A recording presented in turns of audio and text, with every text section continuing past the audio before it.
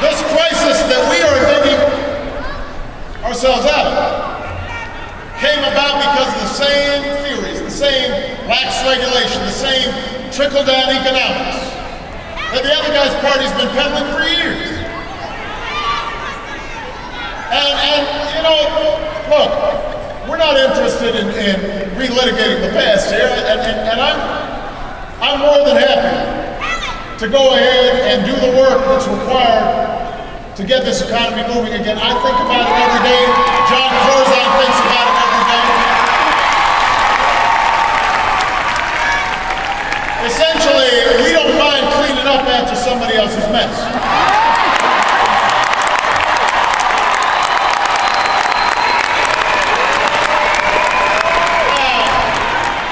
But one thing I'd say, though, is if I've got the mop and I'm cleaning up after that mess, and John's got the mop and he's cleaning up after somebody else's mess, the least these other folks can do is not stand there and say, you're not holding the mop the right way.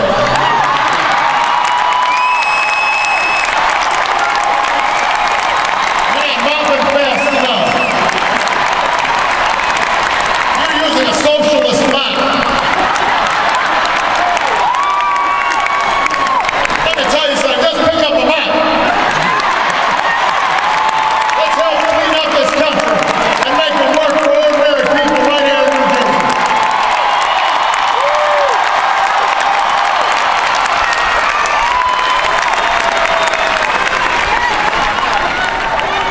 We don't need politicians who are more interested in scoring points than solving problems. We don't need politicians who are offering the same half-baked approaches that got us into this mess in the first place. We don't need politicians who would rather stand on the sidelines and point fingers instead of offering answers and solutions. What we need are leaders who are committed to moving this country forward, who are committed to moving New Jersey forward, who got your interests in mind, and that's who John Corzine is, and that's why he deserves another 4 years as governor of New Jersey.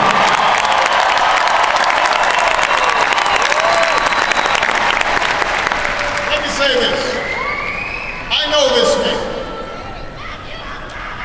When I was running for the United States Senate, before anybody knew my name, John Corzine offered his support.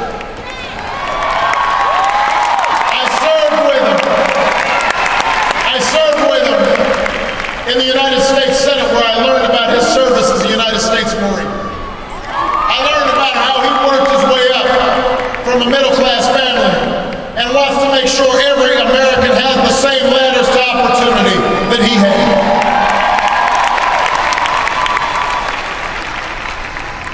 He partnered with me in developing our Recovery Act so that we gave New Jersey the kind of help it needed during the downturn, making sure that all across America, but right here as well, we prevented police officers and firefighters and teachers from being laid off.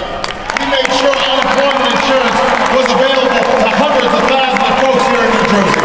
We made health insurance through COBRA available for those folks who had lost their jobs so they wouldn't have to worry about their family's well-being. We gave a middle-class tax cut to 3 million folks right here in New Jersey.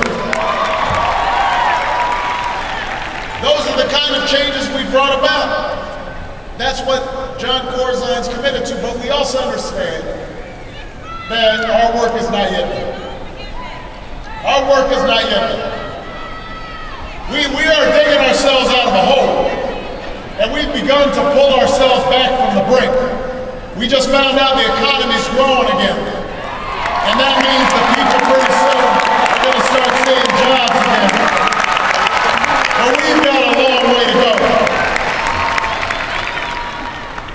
We are not going to rest until we make sure that everybody who wants a job can find a job that pays a living wage.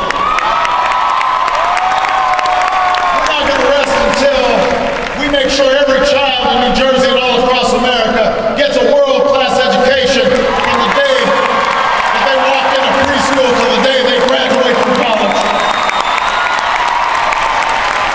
We will not rest until we've got health care reform in America.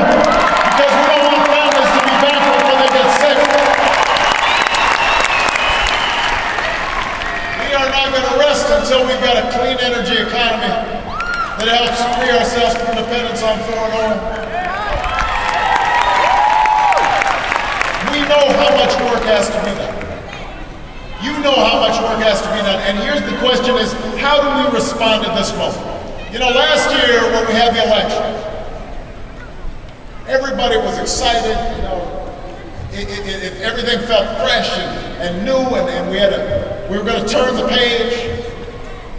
And because of you, because of your extraordinary efforts, because you believed, because you had confidence, because you knew that there was this gap between what America should be and what it was, and we could close that gap by working harder and working smarter and having a government that was more transparent and more trustworthy. Because of you, we succeeded at a time when nobody believed we could.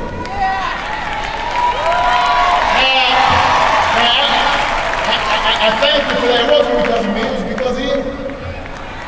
But here's the thing. Here's the tough part. Here's the time when it's not as sexy, it's not as flashy. You know, this is when governing comes in, and we've got to make tough choices. And progress isn't always as quick as we want. And we've still got to negotiate with an intransigent opposition. And after a while, people start feeling, well, gosh, I thought after we elected Obama, suddenly everything be just fine. And, you know, suddenly, you know, kids would stop dropping out of school, and everybody would be employed, chicken in every pot. Listen, I want you to remember, when I ran for election, I did not say,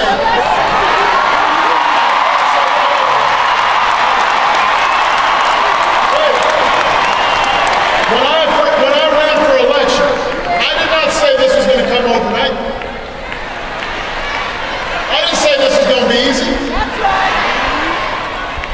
I didn't say you were going to be able to just put your feet up and turn on the TV and kind of watch everything magically get better.